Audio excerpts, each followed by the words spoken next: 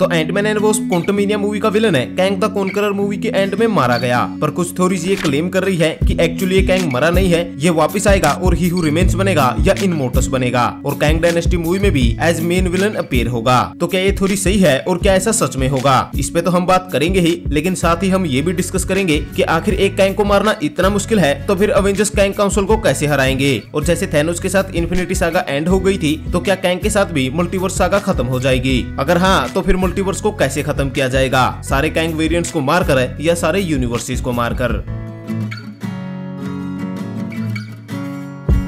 तो सबसे पहले तो एंटमैन 3 में दिखने वाले कैंग की बात कर लेते हैं। अब ये कैंग मर चुका है और ये वापस नहीं आएगा, क्योंकि पहले तो मार्वल कभी भी इतनी कॉम्प्लिकेटेड स्टोरी नहीं लिखता है, खासकर जब कैंग वेरिएंट्स की कहानी पहले ही इतनी कॉम्प्लिकेटेड हो। दूसरी बात, कैंग के इन्फिनाइट वेरिएंट है जिनमें विक्टर टाइमली इनमोर्टस है और रामाटूट है, इनको इंडिविजुअली एक्सप्लोर किया जाएगा और ये सब अलग अलग यूनिवर्सिटी से बिलोंग करते हैं। इनका एंटमैन 3 में दिखने वाले कैंग से कोई कनेक्शन नहीं है, अगर कोई कनेक्शन होता तो ये उसे मरने के लिए क्वांटम रेल में नहीं छोड़ते। और बात रही कि ये कैंग वेरिएंट ही हू रिमेन्स बनेगा फ्यूचर में, तो सबसे पहले तो ही हू रिमेन्स के फेस पे ये स्कार्स नहीं थे, और हाँ ही हू रिमेन्स अपनी लाइफ में कभी भी कॉन्करर वाला सूट नहीं पहनता, क्योंकि उसने मल्टीवर्सल वॉर को खत्म किया, किसी भी यूनिवर्स या टाइमलाइन को कॉन्करर नहीं किया। तो आई थिंक एंटमैन 3 मूवी के एंड में ये कैंग मारा गया और अब आने वाले टाइम में इससे भी ज्यादा पावरफुल और डेडली वेरिएंट दिखने वाले हैं जो टोटली डिफरेंट होंगे इस वेरिएंट से। सो अब हम आते हैं अपने सेकंड क्वेश्चन पर कि आखिर अवेंजर्स कैंग को कैसे हराएंगे, यानी हर कैंग वेरिएंट को पूरी तरह से कैसे खत्म किया जाएगा। अब पहला तो ही हू रिमेन्स वाला रास्ता है, यानी अलायद को कंट्रोल किया जाए, क्योंकि उसकी पावर से मल्टीवर्स को खत्म किया जा सकता है, और अगर मल्टीवर्स खत्म हो गया तो ऑटोमेटिक है सारे अल्टरनेट कैंग वेरिएंट्स भी इरेज हो जाएंगे।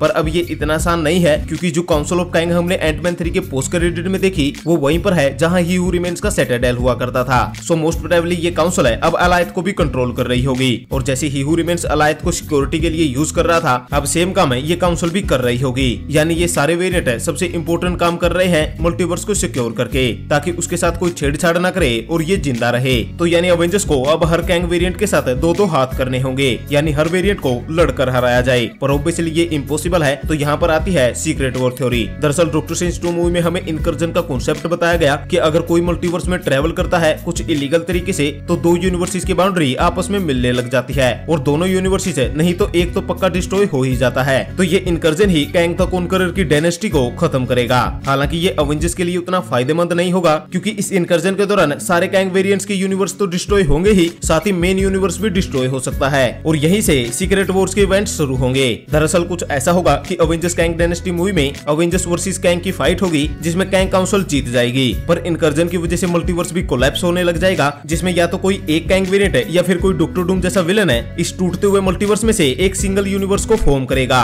वो भी अलायद की मदद से। इस यूनिवर्स में वो खुद गॉड बन जाएगा और बाकी सब है उसके सर्वेंट बन जाएंगे, और इस यूनिवर्स को कहा जाएगा बैटल वर्ल्ड, जहाँ पर सिर्फ एक ही कैंग द कॉन्करर होगा जिसने इस बैटल वर्ल्ड को बनाया है, बाकी सारे वेरिएंट है इनकर्जन में मारे जाएंगे, और फिर इस बैटल वर्ल्ड में अवेंजर्स इस कैंग वेरिएंट को हराएंगे और सब कुछ नॉर्मल करने की कोशिश करेंगे और एक नई कहानी की शुरुआत होगी। अब मैं यहीं पे बता देता हूँ कि ये सिर्फ एक थ्योरी है। साथ ही अब अगर आप ऐसा सोच रहे हैं कि ही हू रिमेन्स ने कहा था कि अगर वो मारा गया तो सब कुछ वापस से शुरू हो जाएगा और इन दी एंड वो यहीं पे आ जाएगा, तो मैं आपको बता दूं कि ही हू रिमेन्स का ये प्लान है काउंसिल ऑफ कैंग ने पहले ही फेल कर दिया है, क्योंकि पहले ऐसा हुआ था कि कैंग वेरिएंट्स आपस में लड़ने लग गए थे और मल्टीवर्सल वॉर को स्टार्ट कर दिया था, जहां जब ये सब आपस में लड़ रहे थे तो ही हू रिमेन्स अलायद की मदद से पूरे मल्टीवर्स को उड़ा देता है। पर अब इन कैंग वेरिएंट्स ने आपस में लड़ना बंद कर दिया है और अपनी एक काउंसिल बनाकर आराम से रह रहे हैं और इस मल्टीवर्स को सेफ भी रख रहे हैं, यानी अब कोई ही हू रिमेन्स मल्टीवर्स को खत्म नहीं कर सकता। इसलिए अवेंजर्स को इनकर्जन वाला प्लान ही अपनाना होगा, जो कि एक तरह से जो प्राइम कैंग है उसके लिए ही फायदेमंद होगा।